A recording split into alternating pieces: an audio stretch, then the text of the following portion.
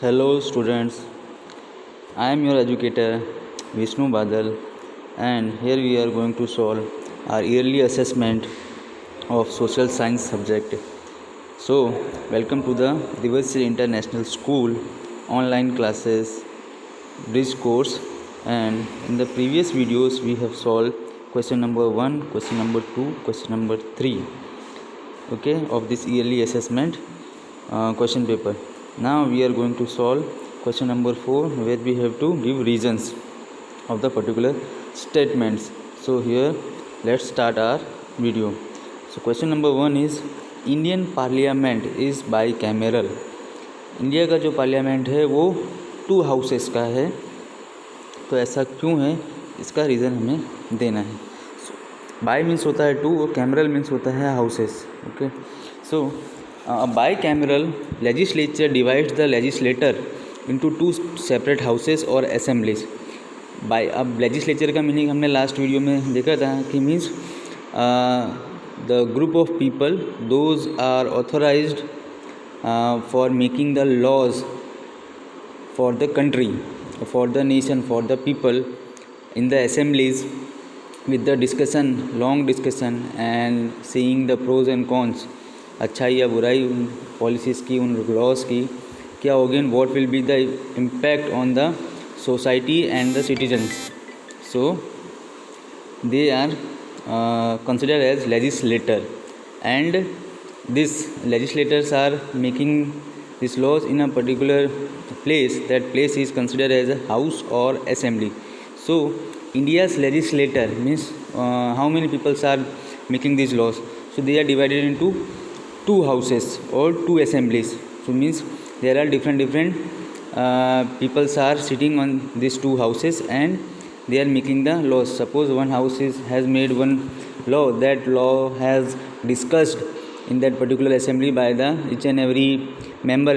If somebody has any objection, that then in that case that leader will explain his argument and give the arguments about the law, that there are flaws in this law, this will give harmful impact on the society and citizens of the India. So we have to we need some improvement in this law. Government should do this kind of changes.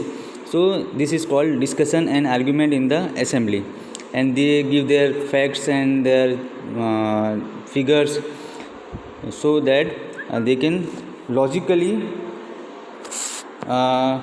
be correct at that time.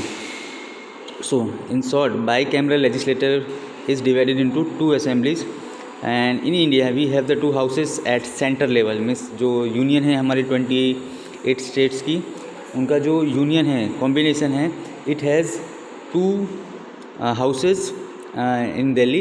Means this main center is Delhi, and from there our central government is operating the whole nation. So these 2 houses at the center level, the lower houses, and now this is the very important term that you have to remember, and it is very difficult to remember. So I would suggest that this point you have to memorize very sharply. Lower house is called Lok Sabha. So we can relate it because in next point there will be more 2 houses and 4 terms or 4 names. So it will create very confusion in your mind. So in that case you have to make some anonyms, some we can say analogy. Means we have to compare this or make some shortcuts.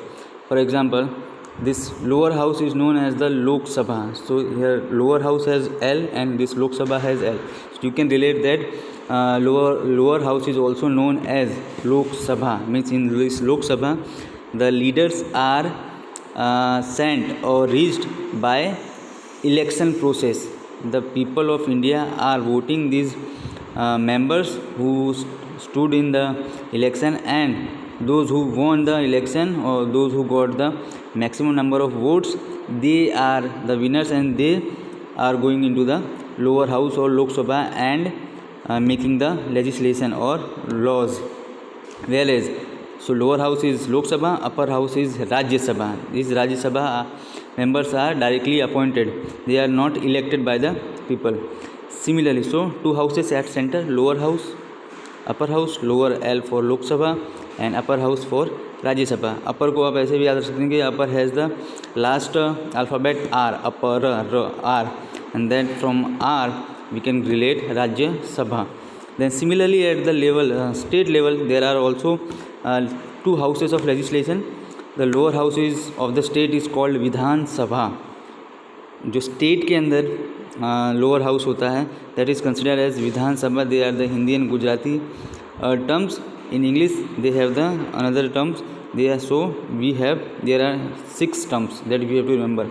Lower house of the state is known as Vidhan Sabha. In English, in exam can be asked legislative assembly.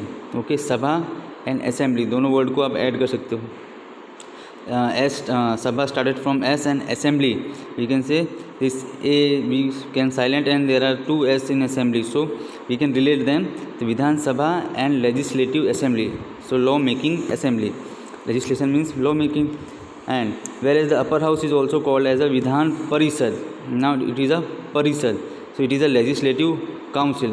So if we are remembering the one name Vidhan Sabha, legislative assembly, then automatically second name will be remembered in our mind, Vidhan Parishad, legislative council. Okay, so again I am telling lower house of the state Vidhan Sabha, legislative assembly.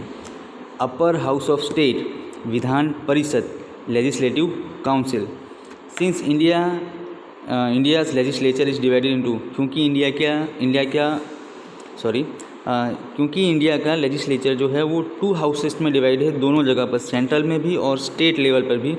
सो हमारा Indian parliament is bicameral. This is the reason. Then let's go to the second point.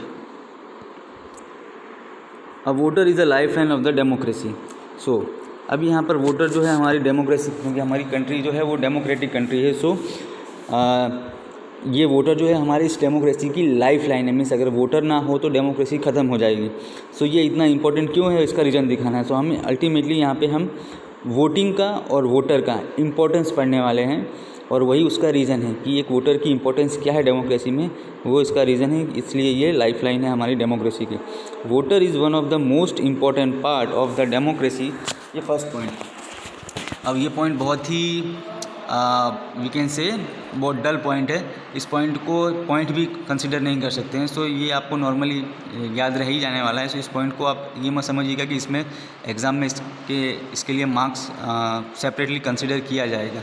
याद रखिए आपके marks जो होते हैं बहुत ही की point के लिए और बहुत ही सटीक पॉइंट्स जो आप लिखते हैं उनके बिहाफ में आपको मिलते हैं. एकदम सिंपल से सेंटेंसेस के लिए नहीं मिलते हैं.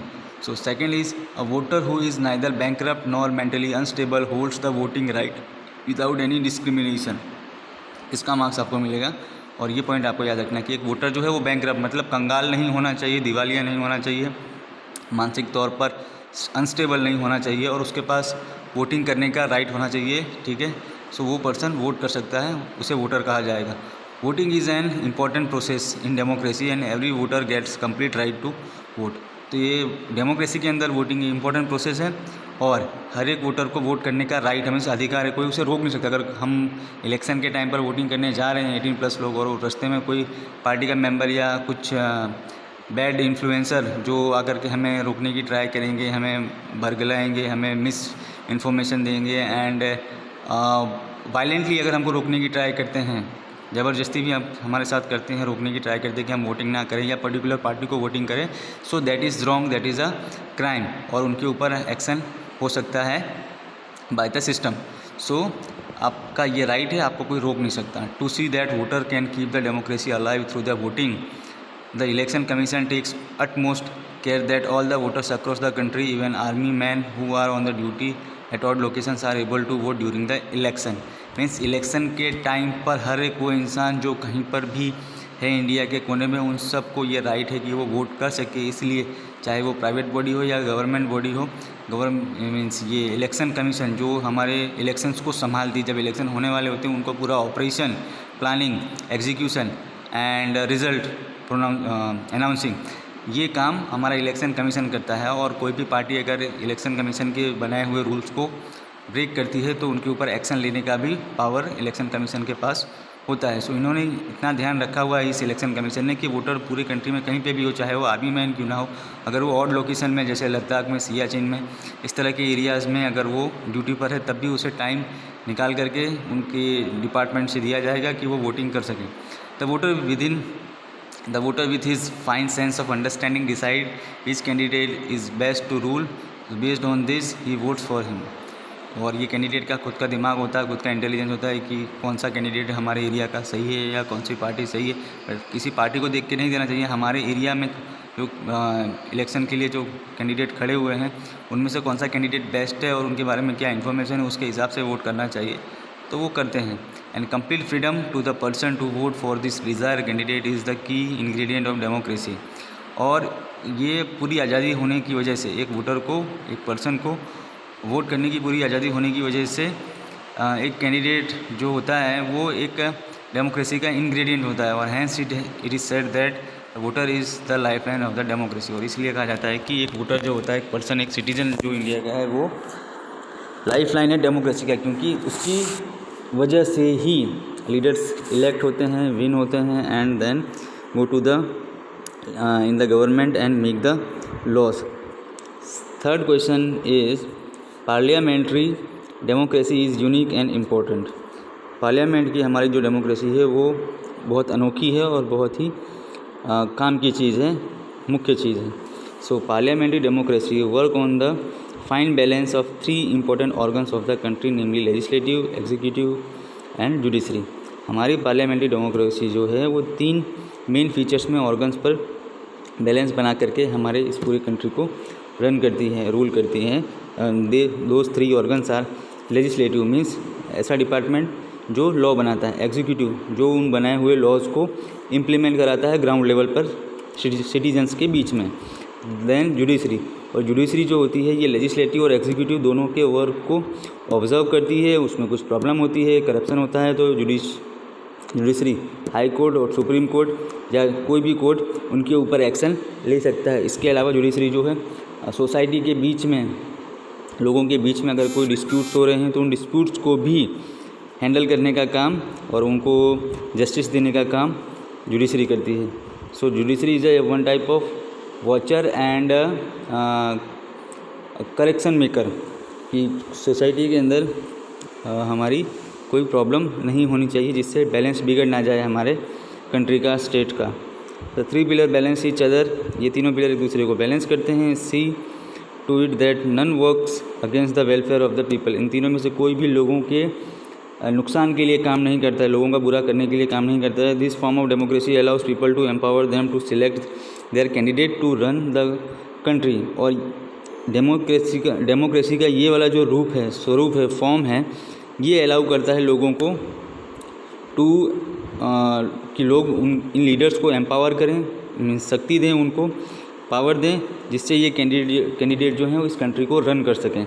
The member of the opposition party monitor the activities of the ruling party. और जो लोग हार जाते हैं इस इलेक्शन में, या जो पार्टी हार जाती है, एक्चुअली वो पार्टी हारी है लेकिन उनके जो मेंबर्स होते हैं वो जीते होते हैं अपने पर्टिकुलर एरियाज़ में जहाँ से वो खड़े हुए थे इलेक्शन के लिए कैंडिडेट के तौर पर, तो वो वहाँ से जीतते हैं। लेकिन ओवरऑल जो उनकी पूरी पार्टी होती है वो सामने वाली पार्टी से नंबर्स में कम जीत पाती है। सो ऐसे मेंबर्स जो होते हैं वो अपोजिशन में जाते हैं, और वो अपोजिशन पार्टी जो होती है वो गवर्नमेंट के वर्क को, उनके एक्टिविटीज़ को मॉनिटर करती है और उसमें कमियां निकाल के उनको बताती है, उन्हें क्रिटिसाइज़ करती है और इम्प्रूवमेंट करने के लिए अपनी एडवाइस देती रहती है टाइम पर। If they find that the ruling party is not working properly for the welfare of the people, then they oppose and force the ruling party to either work for the welfare. Such a working method of the parliamentary democracy makes it quite unique। और इस तरह की काम करने की जो शैली है, टेक्निक है, मेथड है, ये हमारी डेमोक्रेसी को यूनिक बनाती है। This is the reason. Question number 4, election is a barometer of democracy. Means election जो होता है, बैरोमीटर जो होता है हमारा, वो आई थिंक प्रेशर को मेज़र करने के लिए होता है, एयर प्रेशर को मेज़र करने के लिए होता है। सो शॉर्ट में हम कह सकते हैं कि ये किसी चीज़ को मेज़र कर रहा है, तो हम उसको नाप रहा है, उसकी क्वांटिटी को काउंट कर रहा है। सो ऐसा ही डेमोक्रेसी के लिए बैरोमीटर है इलेक्शन। मीन्स इलेक्शन हमारी डेमोक्रेसी, देश में कितनी लोकतंत्र है या कितनी लोकशाही है, लोगों की इम्पोर्टेंस कितनी है, उस चीज़ को मेज़र करने का मेन काम हमारा इलेक्शन करता है। So election provide people an opportunity to जज the performance of their representative.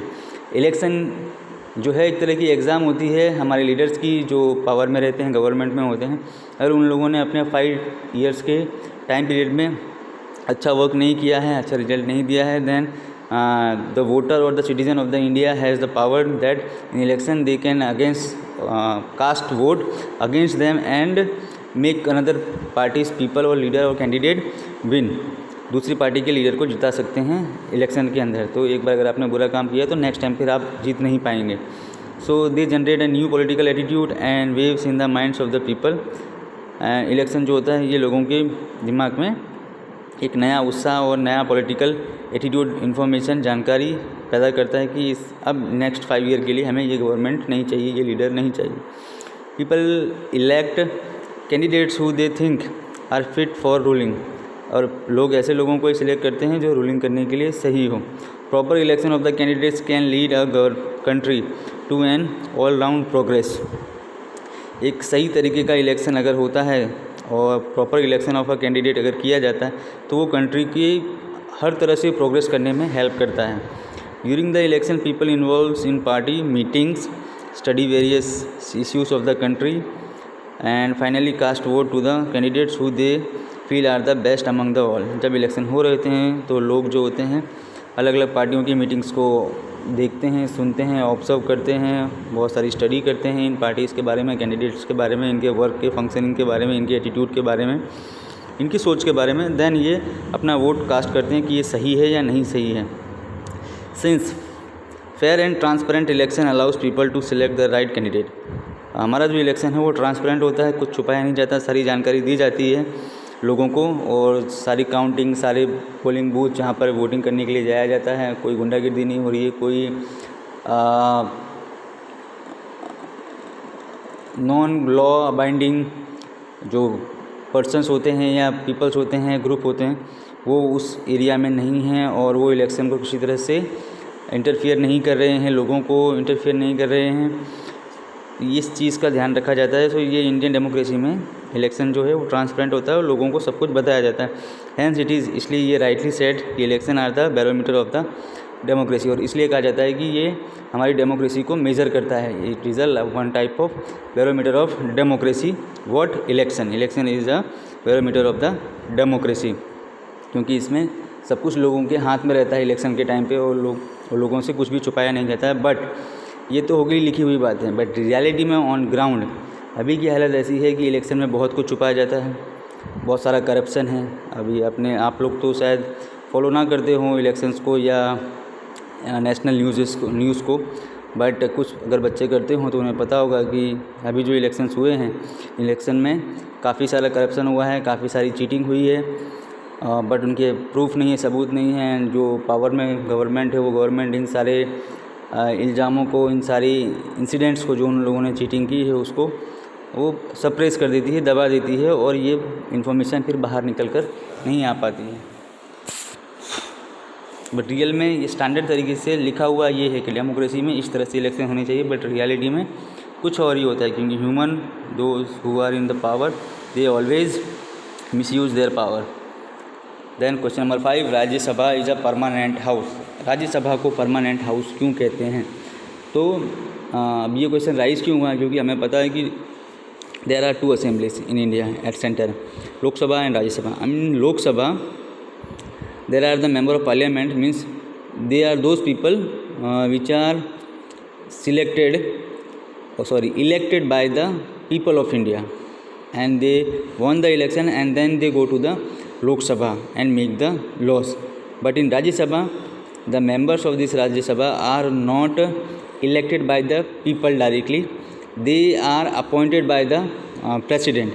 So Rajya Sabha is the upper house of the parliament whose members belong to the various fields such as culture, sport and science. Different fields के लोग राज्यसभा में होते हैं, these members are not elected by the people directly, लोगों के द्वारा इनको directly select नहीं किया जाता है। They are not directly responsible to the people, और ये लोग डायरेक्टली लोगों के लिए जिम्मेदार नहीं होते हैं। अनलाइक द लोकसभा, लोकसभा जैसा लोकसभा में होता है उससे थोड़ा अलग, Rajya Sabha can not be dissolve, Rajya Sabha को हम बंद नहीं कर सकते हैं। लोकसभा को बंद किया जा सकता है अगर कोई इंडिया के अंदर प्रॉब्लम आती है तो, लेकिन राज्यसभा को डिसॉल्व नहीं किया जा सकता, भंग नहीं किया जा सकता, तोड़ा नहीं जा सकता, बंद नहीं किया जा सकता। Its members are selected from the terms of 6 year, इसके जो मेंबर्स होते हैं 6 सालों के लिए सिलेक्ट किए जाते हैं। And 1/3 of the its members retired every second year, और उसके 1/3 मेंबर, सपोज़ आपके 1/3 को हम ऐसे काउंट कर सकते हैं कि आपके 60 मेंबर्स हैं, सपोज़ एक नंबर बता रहा हूँ 60 मेंबर्स, तो उसका 1/3 ये होता है कि 1/3 इसको डिवाइड करेंगे 3 2 मीन्स 20 मेंबर्स जो हैं वो हर 2 साल के अंदर रिटायर हो जाते हैं, उनको रिटायरमेंट दे दी जाती है उनके काम से, यहाँ लॉ मेकिंग के काम से उनको रिटायरमेंट दे दी जाती है। सो ये है 1/3 का concept. Every second year means हर दूसरे साल में उनको रिटायर कर दिया जाता है from the total members of, और ये 6 साल के लिए उनका टर्म होता है। 6 साल पूरे होते हैं, किसी ना किसी के 6 साल पूरे होंगे, कोई ना कोई रिटायर होगा और फिर कोई नया मेंबर ऐड किया जाएगा नेक्स्ट 6 ईयर के लिए उनके प्लेस पर। Then Rajya Sabha always remains in the motion, Rajya Sabha हमेशा काम करती रहती है, फंक्शन में रहती है, मोशन में रहती है। And is independent of the general election of the country, और कंट्री के जो इलेक्शंस होते हैं उनसे इंडिपेंडेंट है, मतलब इंडिया में जो इलेक्शन होते हैं उससे राज्यसभा के मेंबर्स को कोई लेना देना नहीं है, वो अपना काम करते रहते हैं क्योंकि वो अपॉइंटेड है, अपॉइंट किए गए हैं, उनको इलेक्ट नहीं किया गया है। Owing to all this reasons it said that Rajya Sabha is a permanent house, और इन सब रीजनों की वजह से राज्यसभा को परमानेंट हाउस कहते हैं, और क्योंकि ये डिज़ोल्व नहीं किया जा सकता, इसका डिसोल्यूशन पॉसिबल नहीं है। Then next is parliament in India is not supreme but the constitution is considered supreme answer. So one of the major task of the parliament is to make the law for the country. अच्छा, पहले question तो बताया ही नहीं मैंने। Parliament जो है India में means Lok Sabha, जहाँ पर ये लॉ मेकिंग वाले पर्सन्स रहते हैं, ये लोग सुप्रीम नहीं हैं। दिस पार्लियामेंट ऑफ इंडिया ये सुप्रीम सबसे ऊपर नहीं है, बल्कि जो हमारा कॉन्स्टिट्यूशन है उसको सबसे सुप्रीम माना गया कि कॉन्स्टिट्यूशन में जो लिखा हुआ है वही सही है और उसके हिसाब से ही लॉस बनाए जाएंगे। पार्लियामेंट में बैठे हुए लोगों को कॉन्स्टिट्यूशन को ध्यान में रखते हुए ही कानून बनाने पड़ेंगे। ऐसा कोई कानून नहीं बना सकते जो कॉन्स्टिट्यूशन के अगेंस्ट में जा रहा हो, तो वो लॉ पास नहीं हो सकता। One of the major task of the parliament is to make the law of the country, ये तो पता है हमें। The proposal of the law, ये ई बाय मिस्टेक आ गया है, ये द ही है। The proposals for the law, law बनाने के लिए जो प्रपोजल्स आते हैं are made in the parliament, discuss and read and thoroughly, जो मैंने बता दिया आपको, thoroughly and it is deemed properly. The laws are draft and implemented, discuss किए जाते हैं पार्लियामेंट में पूरी तरह से, और देन उसको लिखा जाता है, ड्राफ्ट किया जाता है और इम्प्लीमेंट कराया जाता है एग्जीक्यूटिव बॉडीज़ के मदद से। A country runs as per the laws existing in the country, कोई भी देश जो होता है वो चलता है जो वहाँ पर पहले से कानून बनाए गए हैं उन कानूनों के हिसाब से। सो द पार्लियामेंट है जो वास्ट पावर, और पार्लियामेंट के पास में, इसलिए पार्लियामेंट के पास में जो होती है वो पावर बहुत ज़्यादा होती है लॉ बनाने की, क्योंकि लॉ के हिसाब से ही कंट्री चलती है। So how ever the parliament can not frame that violate the guidelines of the constitution, parliament कभी भी ऐसे कानून नहीं बना सकती जो कॉन्स्टिट्यूशन के खिलाफ जाएँ या उसकी गाइडलाइंस के खिलाफ जाएँ, उनको वायोलेट करें। In case if the parliament has drafted up and passed a law, the constitution can overrule and reject it. अगर पार्लियामेंट कभी ऐसा कानून बना भी देती है जो गलत है, तो कॉन्स्टिट्यूशन जो होता है वो इस लॉ को रिजेक्ट कर सकता है, ओवररूल कर सकता है। दस इसलिए पार्लियामेंट ने भले ही एक सुप्रीम बॉडी है कंट्री के अंदर फॉर मेकिंग द लॉज, लेकिन कॉन्स्टिट्यूशन से ऊपर नहीं है, कॉन्स्टिट्यूशन को ही सबसे सुप्रीम माना गया है। Then next is question number 7, information broadcasting media are highly effective in cultivating public opinion. Cultivating मतलब होता है कि ग्रो करना, उगाना, फ्लरिश करना, ठीक है। तो लोगों का जो ओपिनियन मीन्स लोगों के दिमाग में किसी पार्टी के लिए, किसी गवर्नमेंट के लिए, किसी पर्टिकुलर लीडर के लिए जो ख्याल होते हैं, जो माइंड सेट होता है या अपनी राय होती है, उसे ओपिनियन कहते हैं। तो इस ओपिनियन को बनाने में जो हमारा टेलीविज़न होता है, न्यूज़ होता है, print media, magazines, newspapers, articles, internet, ये सब कुछ इम्पैक्ट डालता है उनकी राय पर। मीन्स अगर लोग इनको पढ़ते हैं, सुनते हैं, तो जिन्हें जो चीज़ सही लगती है वो उसके हिसाब से लोगों के दिमाग के माइंडसेट में अपनी राय बन जाती है पर्टिकुलर पार्टी लीडर्स के या गवर्नमेंट या अपोजिशंस के बारे में। तो ये जो आईटी इंफॉर्मेशन ब्रॉडकास्टिंग मीडिया है, जो न्यूज़ चैनल्स हैं, ये बहुत ज़्यादा इम्पैक्ट डालते हैं, हाईली इफेक्टिव है। उसी के बारे में यहाँ दिया हुआ है कि the to cultivate the human psyche, इंसान के साइक मतलब उसकी जो मनोदशा है उसको अगर कल्टिवेट करना है, बढ़ाना है, ग्रो करवाना है, तो to create a strong public opinion the various information and broadcasting agencies are very useful in today's world. Newspaper, आज के ज़माने में newspaper, periodicals, journals holds utmost importance in the facilitating people to know more about the incidents, events and situation। ये हमने ऊपर explain कर दिया है कि इंडिया में जो भी चल रहा है या कंट्री के अंदर कुछ भी चल रहा है, कोई भी इंसिडेंट, इवेंट्स या सिचुएशन खड़ी हो रही है, तो उन सब के बारे में जो इन्फॉर्मेशन है वो हमें न्यूज़पेपर, पीरियोडिकल्स और जर्नल से मिलती है। इससे हम लोगों को नॉलेज मिलता है और अपनी वो राय बनाते हैं। Audio visual media like radio, television, cinema, ETC are important in the cultivating public opinion. अब ये जो ऑडियो वीडियो वाले जो होते हैं, टेलीविज़न हो गया, रेडियो हो गया, सिनेमा हो गया, इन सब में गवर्नमेंट की जो वर्किंग होती है, फंक्शनिंग होती है, उनके अंदर जो ड्रॉबैक्स होते हैं, करप्शंस होता है, उन सब से रिलेटेड इन्फॉर्मेशन आती रहती है और वो ऑडियो विजुअल होती है। और ऑडियो विजुअल एक ऐसी टेक्निक है जो इंसान के ब्रेन को सबसे ज़्यादा इफेक्ट करती है और इंसान की मेमोरी को सबसे ज़्यादा अंडरस्टैंडिंग करने में हेल्प करती है। तो ये सबसे ईजी और इफ़ेक्टिव वे है पब्लिक का ओपिनियन बनाने के लिए। तो public opinion can be created through the serials, dramas, movies which can help portray the socio economical as well as the other problems like untouchability, dowry, exploitation and poverty in an entertaining manner. So जो हमारी movie और ये जो channels होते हैं and dramas वगैरह, web series ये सब बनती हैं, तो ये अल्टीमेटली कहाँ से बनती है? ये सारी कहानियाँ। और ये कहानियाँ कहाँ से आएंगी? कहानियाँ लिखने वाले लोग इंसान ही होते हैं और वो इंसानों ने अपने आसपास के सोसाइटी में जो भी पढ़ा लिखा होगा, देखा होगा, ऑब्जर्व किया होगा ग्राउंड लेवल पे कि सोसाइटी किस तरह से चल रही है, क्या प्रॉब्लम्स आती हैं, उन्हीं को देख करके वो एक फिक्शनल स्टोरी लिखते हैं, बनाते हैं और उन्हीं के ऊपर फिर एक्ट करके ड्रामाज एंड मूवीज़ बनाई जाती हैं, वेब सीरीज़ बनाई जाती हैं। तो ये सारे टॉपिक्स हैं जहाँ पे प्रॉब्लम है हमारी, untouchability, dowry, exploitation, poverty, corruption.